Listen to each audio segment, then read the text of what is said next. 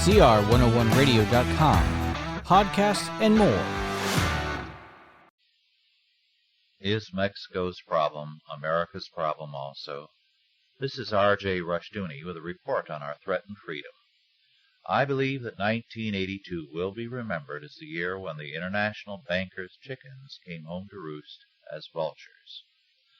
The United States, West Germany, and one or two other countries have for some time lent money to weak nations with little thought for our future.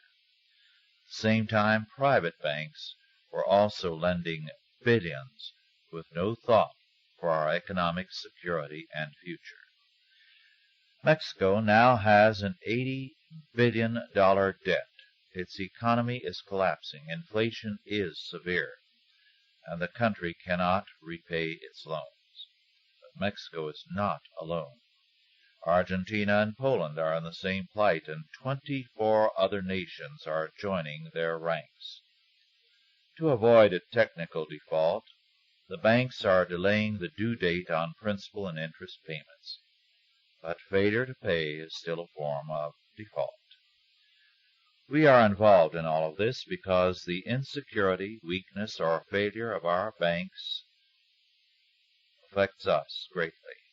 Moreover, banks which have made heavy loans to weak and unstable nations who cannot repay them cannot then make loans to American businessmen, farmers, or buyers. In more ways than this, these bad loans abroad are going to have very serious consequences for the American economy. In fact, what has been happening in Mexico throughout 1982 may be a hint of what will happen to all nations and economies around the world. Debt living will finally destroy an individual or a nation. Debt is a form of burning up our future by high living today.